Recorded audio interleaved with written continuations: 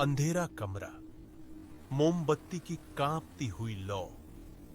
तुम उसकी आंखों में देखते हो और वो धीरे से कहती है, मैं दूसरी लड़कियों जैसी नहीं हूं। एक पल में तुम्हारे चारों ओर की दुनिया गायब हो जाती है।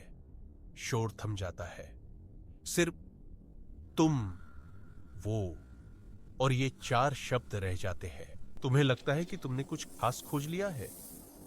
भीड़ में एक हीरा, एक ऐसी आत्मा जो तुम्हें समझती है जैसे कोई और नहीं समझता। यह एक नशा है, एक ऐसा एहसास जो तुम्हारे अहंकार को सहलाता है।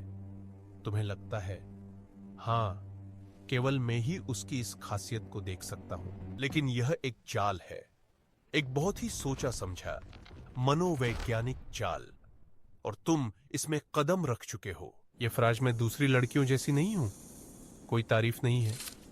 यह एक हथियार है। यह तुम्हारे अंदर की एक गहरी इच्छा को निशाना बनाती है। विशेष महसूस करने की इच्छा, एक हीरो बनने की इच्छा। वो तुम्हें यह नहीं कह रही कि मैं खास हूं, वो कह रही है, तुम खास हो क्योंकि तुमने मुझे चुना है।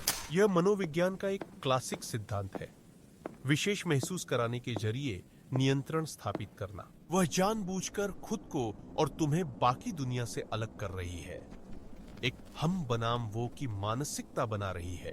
वह कहती है, दूसरे लोग हमें नहीं समझेंगे, उनकी सोच छोटी है, सिर्फ तुम ही मुझे समझते हो। ये तुम्हें अच्छा लगता है, तुम्हें लगता है कि तुम्हारा रिश्ता सबसे अनोखा है।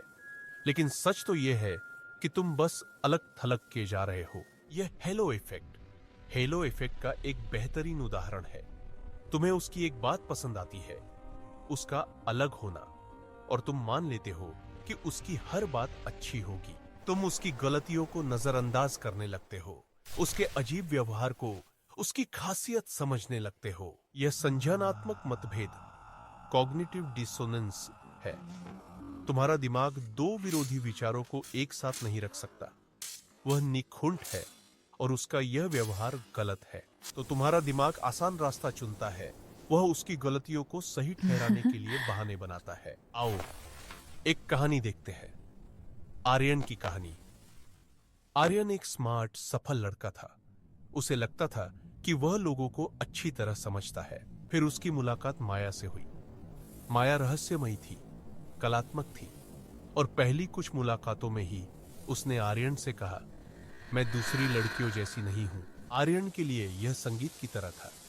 उसने सोचा, आखिरकार कोई है जो सतही चीजों से ऊपर है। माया ने उसे बताया कि कैसे दूसरी लड़कियां सिर्फ मेकअप और शॉपिंग की परवाह करती है, लेकिन वो तो फिलॉसफी और तारों को देखती है। आर्यन ने उसकी हर बात पर यकीन किया।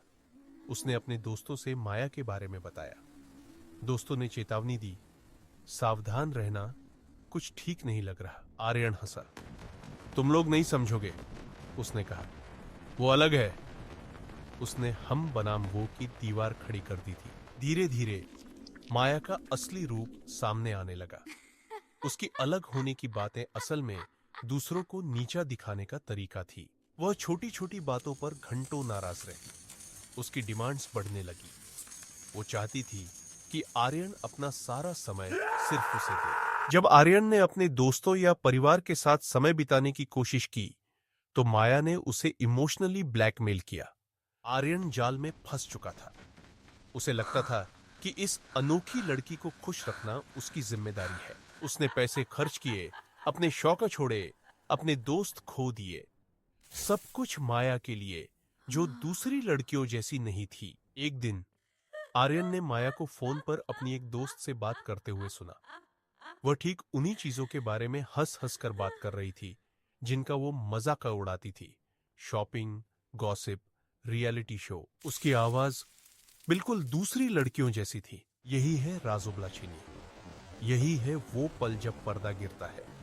मैं दूसरी लड़कियों जैसी नहीं हूं का मतलब अक्सर यह नहीं होता कि मैं बेहतर हूं या मैं ज्यादा गहरी हूं। इसका असली मतलब होता है, मैं चाहती हूं कि तुम मुझे विशेष समझो ताकि मैं तुम्हें नियंत्रित कर सकूं। इसका मतलब है, मैं तुम्हें उन मानकों पर रखूंगी जिनसे मैं खुद को ऊपर समझती हूं, और तुम हमेशा कम पड़ोगे। इसका मतलब है, मैं तुम्हारी भावनाओं को हथियार की तरह इस्तेमाल करूंगी। यह कोई खासियत नहीं है, यह मैनिपुलेशन है।